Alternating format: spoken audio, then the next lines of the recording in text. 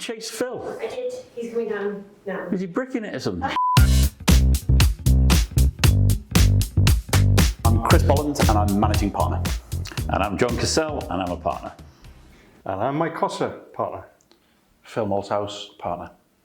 All right, well, we are a broad architectural practice based in Liverpool city centre. We've been in business since 1974. The practice grew out of the Newtown movement and very much focused on social housing back when everything could be revolutionary in the 70s, and Pete Carmichael took the practice forward from that base. More recently, we were fairly instrumental in the regeneration of Paradise Street, bringing forward Liverpool 1, delivered 5 key projects as part of Grosvenor's £1 billion redevelopment there.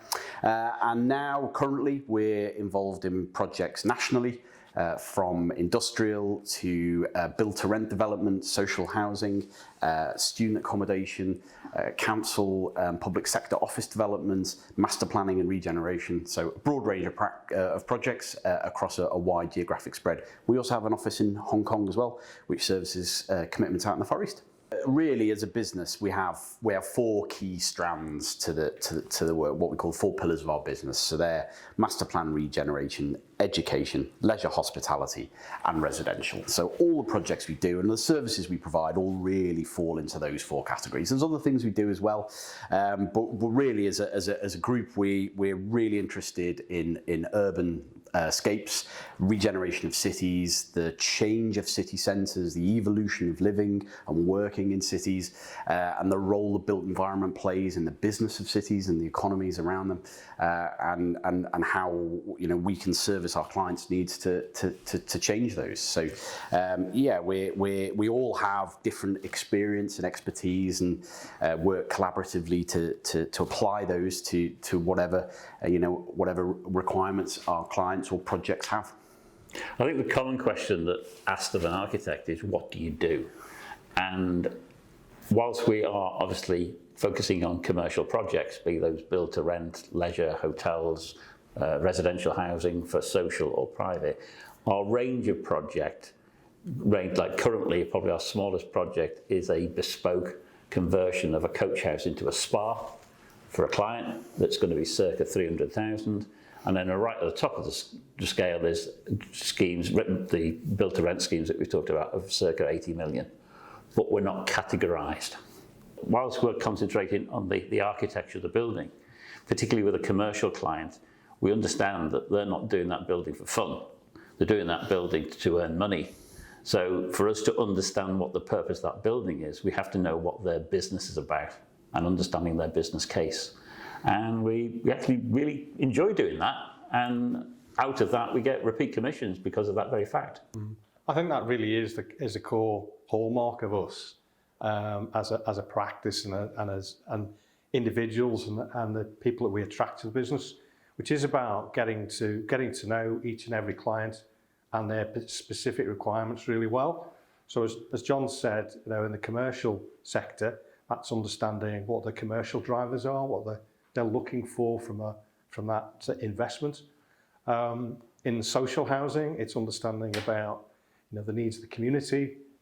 And each building is different. There's not a one cap fits all, in as much as we've got one client and each job is slightly different. So although it's the same client and ultimately the same product, circumstances and the site and the economy in that particular area all factor in. So each one is treated individually with the experience and the lessons learned from the previous experience. Yeah, certainly. I mean, we're like, much more like a bespoke tailor in that respect. It's, the service and the product is specific to the requirements of that job. But I mean, the other thing, guys, the power of trust is important as well, because our relationships with our clients are based around trust, and that takes time to earn, and then once you've earned it, it needs to be maintained. So client relationships are, really important to us. A lot of our regular work comes from repeat commissions, where we're working with clients that over a number of years, and that gives us opportunities to integrate our organisation with theirs, to develop those team relationships at the senior level, but also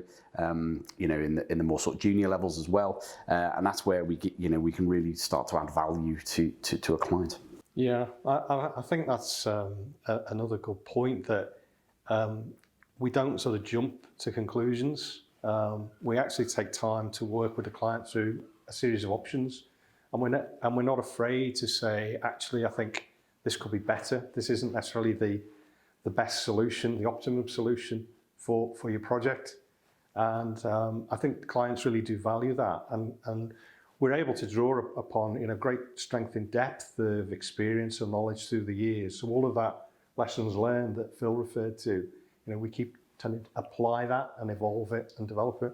Whilst we are focused on what our clients need, they're employing us to design things. So we bring with us many years of award-winning exemplary design skill, and discharge that to create some fantastic places, to reinvigorate places, to create new environments, to change the fabric of cities and towns. We, as the owners of the business, are developing the client relationships. So quite often we'll have a relationship with a client, and it's through that relationship that we earn those commissions.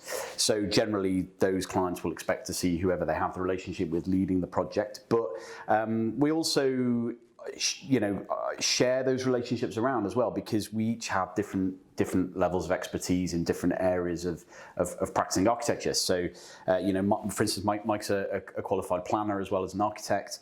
John's particularly strong in the leisure and hospitality. Phil and I, strong to front-end design, but also work on sort of large-scale build-to-rent development. And then beneath us, we have a team, and we don't keep the team pigeonholed. I mean, we are only as good as our team, and we're lucky in that, we've had people join Brock Carmichael and have been with us for well in excess of 20 years. Mike's almost Brock Carmichael man and boy, and some of our senior management, the supporters, have been here for many decades, and they're still fresh and imaginative, but with it they bring that experience, and we've got trusted people that we can bring into projects and lead projects whilst we help clients with new opportunities. It's fair to say they're growing with us as well, because there was an influx of younger Part 2s that we've trained and assisted to get their Part 3, and they've stayed with us, so the company's growing from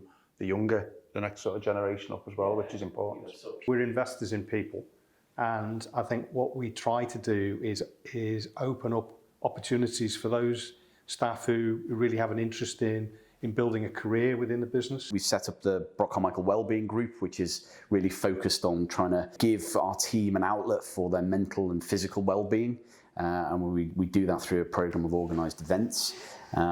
We promote the Cycle to Work scheme, and a number of other initiatives to really sort of keep everyone happy. If you enjoyed that video, then please subscribe to our YouTube channel on the link below, and be among the first to get to listen to all the latest interviews through the Downtown Den.